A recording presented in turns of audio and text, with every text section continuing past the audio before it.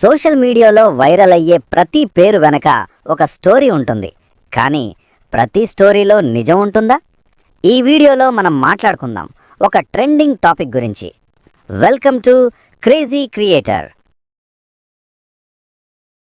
Social మీడియాలో ఒకసారి పేరు బిల్డ్ చేసుకోవడం ఈజీ, కానీ ఒక్క వీడియోతో మొత్తం క్రెడిబిలిటీ పోగొట్టుకోవడం కూడా అంతే ఈజీ. ఈ మధ్య యూట్యూబ్, ఇన్స్టాగ్రామ్లో ఒకటే డిస్కషన్: నా అన్వేష్ అరెస్ట్ అయ్యాడా, లేదా ఇది కూడా ఒక రూమరా? ఈ వీడియోలో మనం ఫ్యాక్ట్స్, రూమర్స్ మరియు నిజమేమిటో క్లియర్గా చూద్దాం. నా అన్వేష్ అనే యూట్యూబర్ ట్రావెల్, ఫిలాసఫీ, సోషల్ కామెంటరీతో యూత్లో బాగా పాపులర్ అయ్యాడు. సిస్టమ్ని క్వశ్చన్ చేయాలి, బ్లైండ్గా ఫాలో అవ్వకూడదు అనే మెసేజెస్తో ఫాలోయింగ్ పెరిగింది.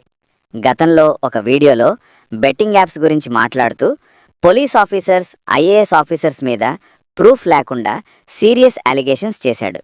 ఈ స్టేట్మెంట్స్ తర్వాత పోలీస్ కంప్లైంట్ పడింది, ఎఫ్ఐఆర్ రిజిస్టర్ అయింది. ఎఫ్ఐఆర్ రిజిస్టర్ అవ్వడం అంటే అరెస్ట్ అయ్యాడు అని కాదు. కానీ సోషల్ మీడియాలో నా అన్వేష్ అరెస్ట్ అని YouTube lives, reels, thumbnails flood అయ్యాయి. రీసెంట్గా అతనిచ్చిన కొన్ని స్టేట్మెంట్స్ హిందూ బిలీఫ్స్ అండ్ కల్చర్ని హర్ట్ చేశాయి అని విహెచ్పి సైడ్ నుండి పోలీస్ కంప్లైంట్ వచ్చింది. ఇది కాంట్రవర్సీని ఇంకా పెద్దదాన్ని చేసింది.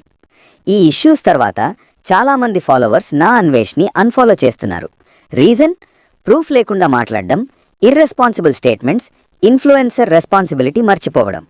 ఒక్క వీడియో ఇయర్స్లో బిల్డ్ చేసిన ట్రస్ట్ని డెస్ట్రాయ్ చేసింది అని నెటిజన్స్ అంటున్నారు. క్వశ్చన్ చేయడం తప్పు కాదు, కానీ ప్రూఫ్ లేకుండా అక్యూజ్ చేయడం డేంజర్. ఇన్ఫ్లుయెన్సర్ అయిన ప్రతి ఒక్కరికి సొసైటీ మీద రెస్పాన్సిబిలిటీ ఉంటుంది. నోటికి ఏం వస్తే అది మాట్లాడకూడదు. మనం ఎక్కడి నుంచి వచ్చామో ఆ మూలాలు మరచిపోకూడదు. బ్లైండ్ ఫాలోయింగ్ ఎప్పుడూ కరెక్ట్ కాదు. మీ ఒపీనియన్ కమెంట్స్లో చెప్పండి.